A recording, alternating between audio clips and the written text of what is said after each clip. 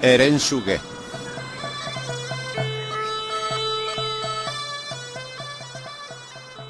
Beste hainbat izen ere baditu. Lerensuge, errensuge, erainsuge, ersuge, sierpe, dragoi. Euskal Herriko txoko askotan da ezaguna pertsonaia mitologiko hau. Lapurdi aldean, Saran, Zugarramurdin, Donibane Loitzunen eta Ezpeletan. Gipuzkoako eskualdean, Errenterian, Zaldibian eta Ataunen. Nafarroan, Zubidin, Bizkaian, Lekeition. Behe Nafarroan, Zuberoan eta beste hainbat lekutan ere ezaguna da. Suge itxura duen jeinu gaizto eta beldurgarria dugu hau. Elezahar batzuetan 7 buru ditu, baina gehienetan bakarra duela kontatzen da. Aitzuluetan bizi da eta soilik gosea asetzeko ateratzen omen da bizilekutik. Aitzulo inguruko larreetan dabilen ganadua bere atxare bitartez erakartzen omen du herensugeak, eta elikatzeko etxea bere hoiek jaten ditu. Beste hainbat lekutan diotenez, gizon emakumeen haragia jaten du. Kontakizun askotan, herriko jendeak aldian behin pertsona bat eman behar dio herensugeari hark jandezan, horrela, aseta egoten da piztia eta herritarrak lasai egon daitezke.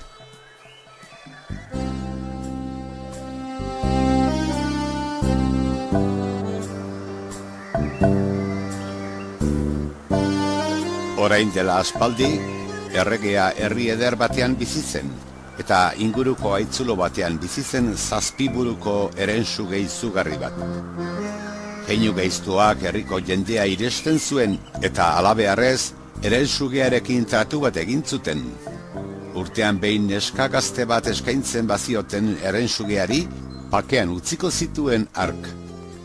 Egin zuten herritarrek zozketa neska gazteen artean eta erregearen alabari suertatu zitzaion herensugearen jaki izatea. Erregeak orduan erreinu guztian zera zabaldu zuen, herensugea hiltzen zuena bere alabarekin eskonduko zela, eta erregetzaren oinordeko izendatuko zuela. Eskaintza egiteko egune iritsi zenean, lotu zuten neskatxa aitzulo ondoko zuhaitz batean eta zain jarri ziren. Jende asko joan zen bertara, baina inoretzen ausartzen erronkari heltzen. Halako batean, agertu zen bertara artzain bat bere zakurrarekin, eta zer gertatzen zen galdetu zion neskatxari. Erregearen alabak dena azaldu zion artzainari, eta orduantxe agertu zen herensugea orroa izugarri bat eginez. Artzainak, asko pentsatu gabe, zakurrari agindua bota zion. Cesar, lotakio! Eta zakurrak heldu zien banan-banan herensugearen buruei eta menderatu egin zuen piztia. Orduan artzainak animaliaren 7.000 moztu zituen eta baitan eskatzaren 7 azpigonen 7 zatitxo ere. Jaso zuten dama ura eta gaztelura eraman zuten. Jendea harriturik joan zen nor bere etxera, baina gaztelo txagabe batek herensugearen 7 buruak jaso zituen. Hurrengo egunean, gazteark 7 buruak aurkeztu zizkion erregeari eta erregeak bere oinordeko izango zela agindu zion gazteari. Ezkontza baino lehen, festa eder bat egin zuten eta ezkongai gazteak herensugearen 7 buruak eraman zituen. Etorri zen artzaina orduan eta esan zien, buru hoiek zerbait behar dute. Eta artzainak 7.000 7 azpigona zatitan bilduta atera zituen. Erregea gaztearen iruzurrazo hartu eta bere alabarekin eskontzeko esan zion artzainari.